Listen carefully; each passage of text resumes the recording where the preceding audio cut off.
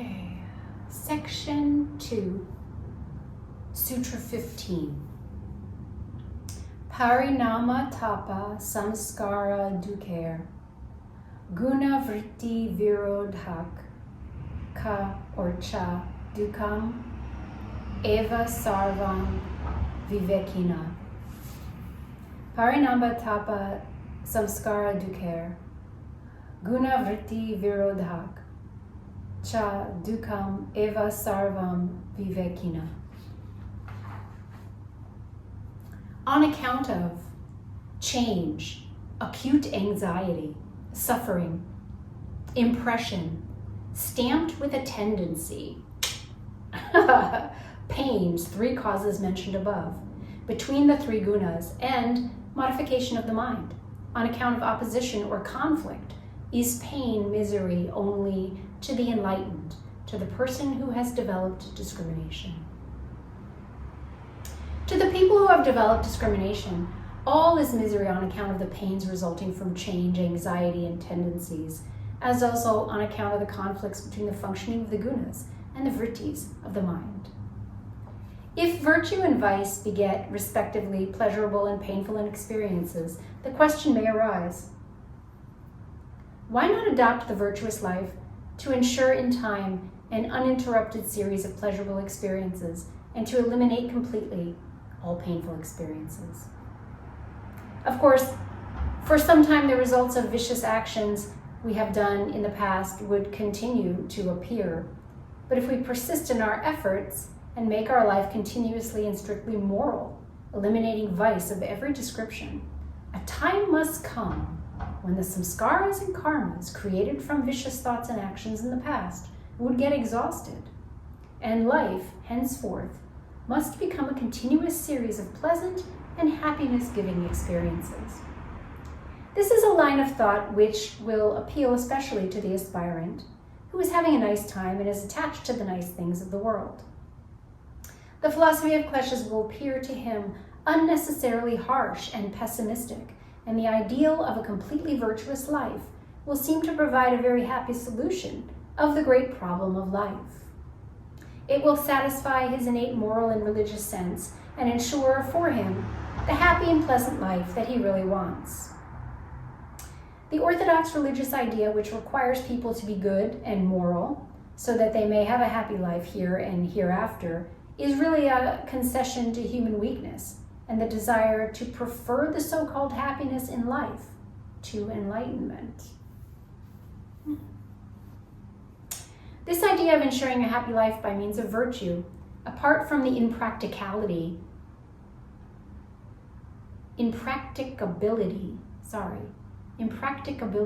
of living a perfectly virtuous life continuously while still bound by illusion, is based on a delusion about the very nature of what the ordinary man calls happiness. And Sutra 15 explains why this is so. This is perhaps one of the most important sutras, if not the most important, bearing on the philosophy of kleshas and a real grasp of the significance of the fundamental idea expounded in it is necessary not only for understanding the philosophy of kleshas, but the yogic philosophy as a whole. Not until the aspirant has realized to some extent the illusion underlying the so-called happiness which he pursues in the world can he really give up this futile pursuit and devote himself wholeheartedly to the task of transcending the great illusion and finding that reality in which alone can one find true enlightenment and peace. Let the serious student, therefore, ponder carefully over the profound significance of this sutra. The sutra in general means that all experiences are either actively or potentially full of misery to the wise person whose spiritual perception has become awakened. This is so because certain conditions like change, anxiety, habituation, and conflicts between the functioning of the gunas and vrittis are inherent in life. Let us take up each of these conditions and see what it means. Parinama means change.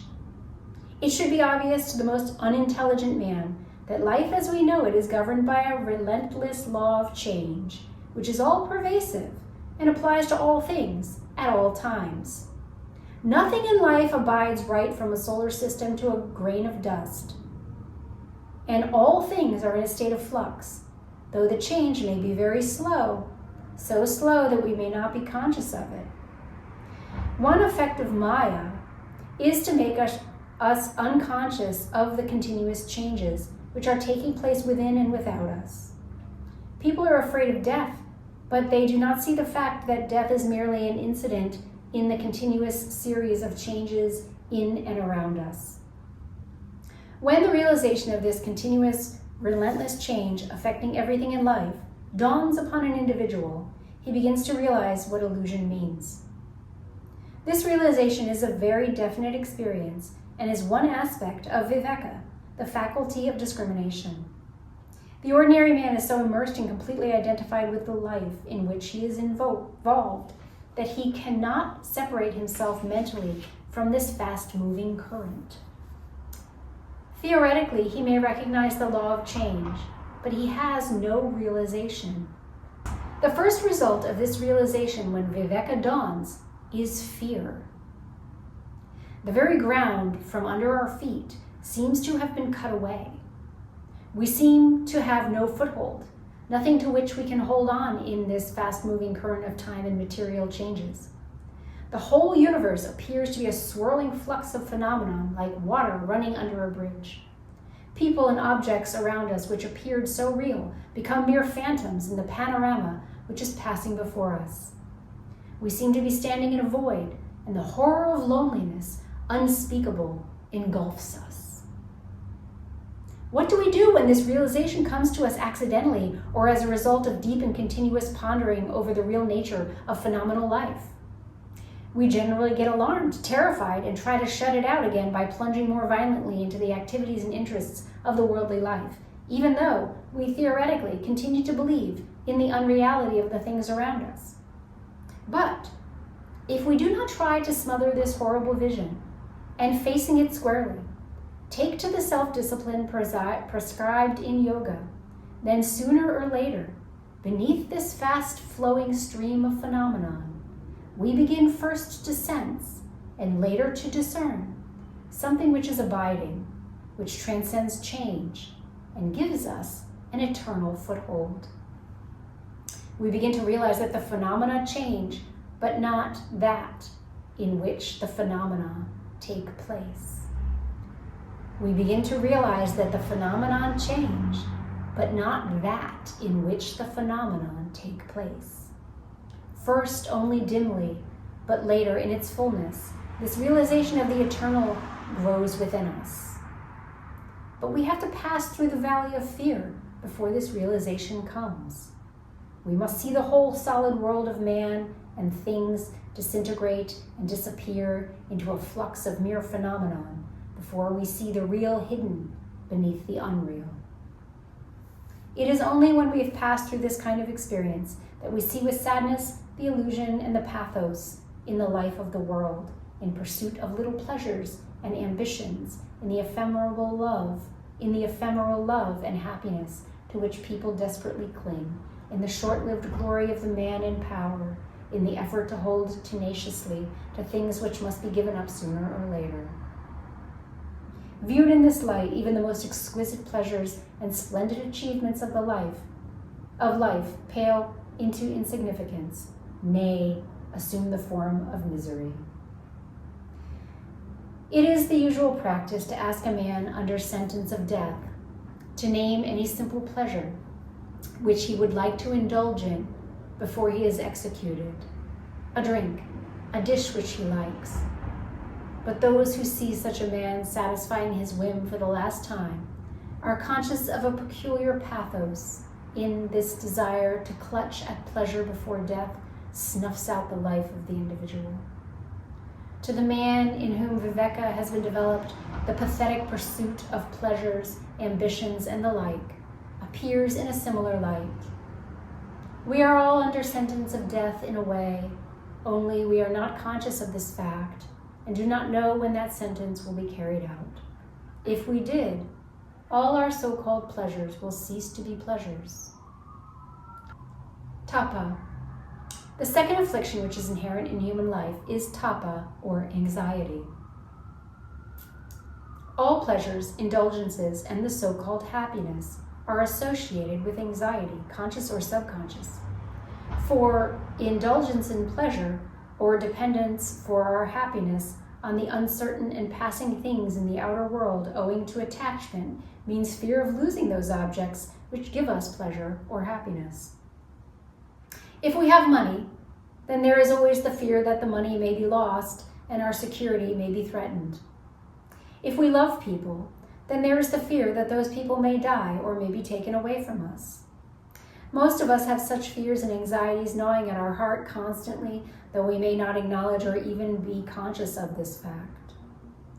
It is only when a crisis comes in our life that these fears emerge into our consciousness, but they are always present in the subconscious mind and secretly poison our life. We may be too dull to notice them or too strong mentally to allow them to worry us markedly, but there is hardly any person not following the path of yoga who is above them.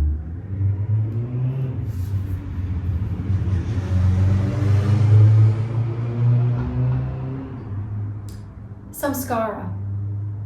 This word means impression, but in the present context, it can be best translated by the word habituation, as we shall see presently.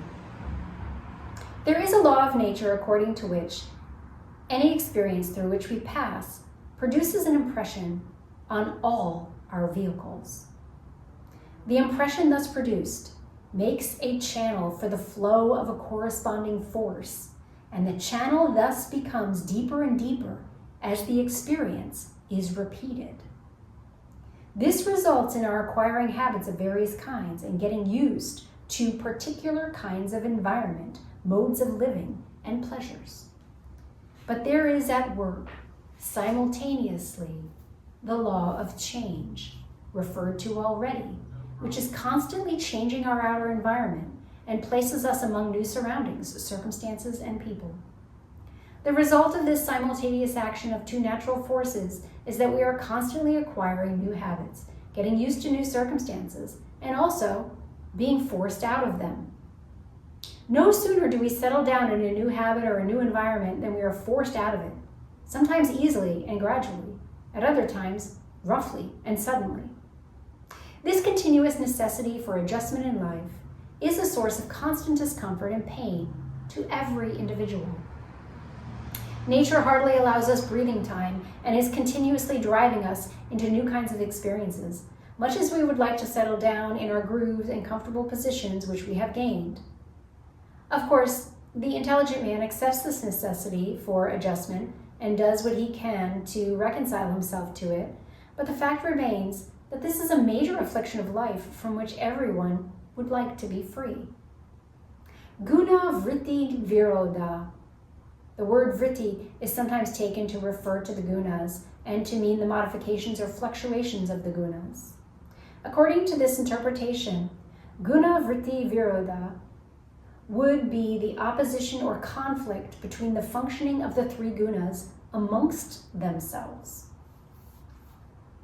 As this does not make much sense, it is much better to interpret vritti as referring to the states of the mind.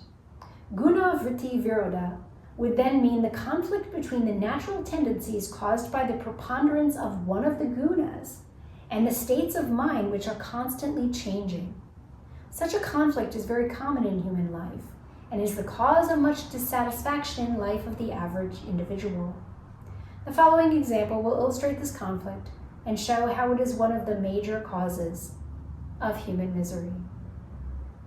There is a man who is lazy by temperament, owing to the preponderance of tamas in his nature. Remember, tamas is sluggishness, right?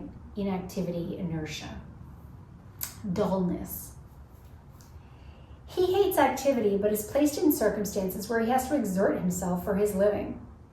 So he desires constantly a peaceful and inactive life, and the result of this strong desire, entertained persistently, is that in his next life, his desire finds fruition in an environment where he is forced to be quite inactive.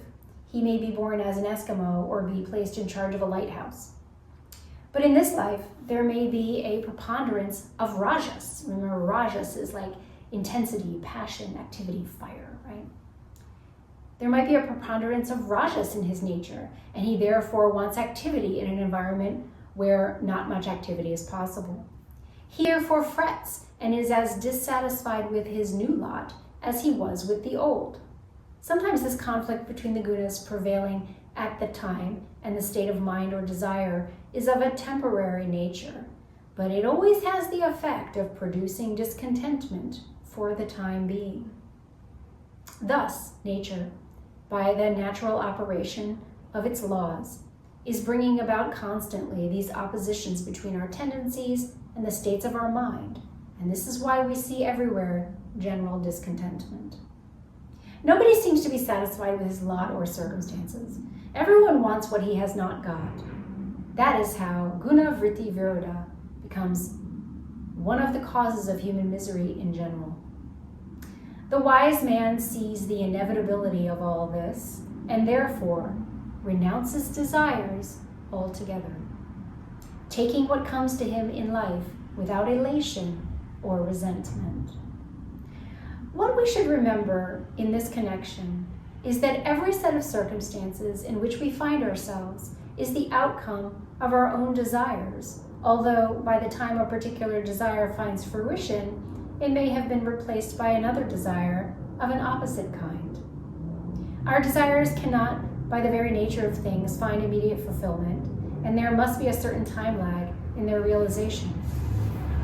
During the intervening period, our nature, temperament, and desires may undergo considerable change, and when we face the fulfillment of our own desire, we may hardly believe that we ourselves desired what has now come to us. The existence of the four kinds of afflictions mentioned above, which are inherent in human life, produces such conditions that nobody who has developed viveka or spiritual discrimination can possibly consider the so-called happiness of ordinary life as real happiness.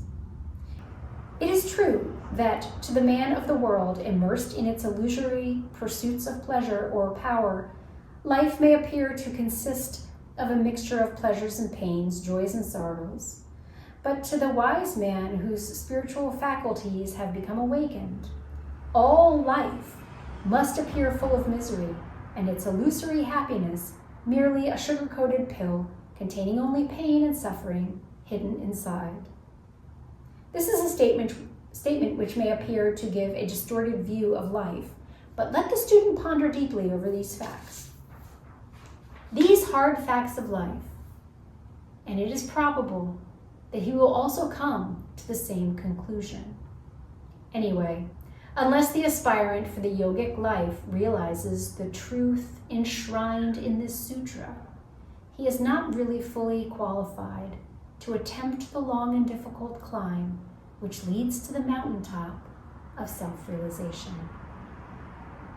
So I'm going to stop there. Sutra 16 is next. We'll do that one in the next video. Let me read that one. The misery which has not yet come can and is to be avoided.